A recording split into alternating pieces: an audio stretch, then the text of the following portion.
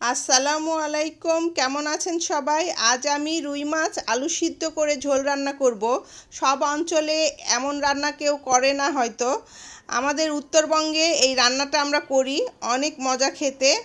তো আমি ফ্রাই প্যানে সরিষার তেল দিয়ে দিয়েছি। তেলটা গরম হয়ে আসলে অল্প একটু পেঁয়াজ দিয়েছি। পেঁয়াজগুলো ব্রাউন হয়ে আসলে এখানে জিরা ফোড়ন দিয়েছি। এখানে আমি রুই মাছ আগে থেকেই স্বাদ মতো লবণ, হলুদ গুঁড়ো, মরিচ গুঁড়ো, আদা জিরা বাটা, পেঁয়াজ রসুন বাটা দিয়ে মাখিয়ে রেখেছিলাম। সামান্য একটু পানি দিয়ে রেখেছিলাম। সেই মাছগুলো আমি এখানে দিয়ে দিলাম। দিয়ে মাছগুলো একটু কিছুক্ষণ কষাতে হবে।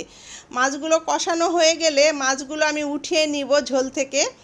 আর এই ঝোলের মধ্যে আগে থেকে আমি আলু সিদ্ধ করে খোসা ছাড়িয়ে রেখেছিলাম, সেই আলুগুলো আমি দিয়ে দিলাম। আলুগুলো আমি আধা ভাঙা করে রেখেছিলাম। দিয়ে আবারও এখানে সামান্য একটু পানি দিয়ে ভালো মতো মিশিয়ে নিয়ে ঢাকনা দিয়ে ঢেকে দিব। সম্পূর্ণ পানি শুকিয়ে যাওয়া পর্যন্ত অপেক্ষা করব। এই তো এরই মাঝে সম্পূর্ণ পানি শুকিয়ে গিয়েছে।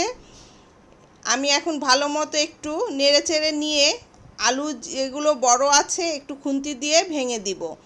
ভাঙা হয়ে গেলে আগে থেকে কষানো মাছগুলো আমি দিয়ে সামান্য পরিমাণ পানি দিয়ে আবারও এভাবে কিছুক্ষণ কষিয়ে নিব। কষানো হয়ে গেলে এখানে আমি পরিমাণ মতো পানি দিয়ে দিব। যে পরিমাণ মতো আমি ঝোলটা রাখবো সে পরিমাণ মতো পানি দিতে হবে। দিয়ে ভালো মতো মিশিয়ে নিয়ে ঢাকনা দিয়ে ঢেকে দিব।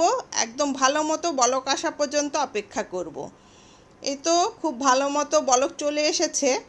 এখন আমি লবণটা চেক করে নিয়ে চুলার জালটা বন্ধ করে দিব। এখন এখানে আমি ভাজা জিরার গুঁড়া কিছুটা দিয়ে দিব। দিয়ে মিশিয়ে নিলেই তৈরি হয়ে যাবে রুই মাছ আলু সিদ্ধ ঝোল।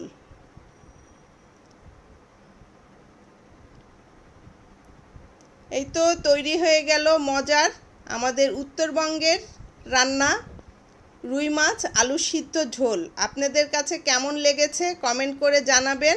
সবাই অনেক ভালো থাকুন, সুস্থ থাকুন। আল্লাহ হাফেজ।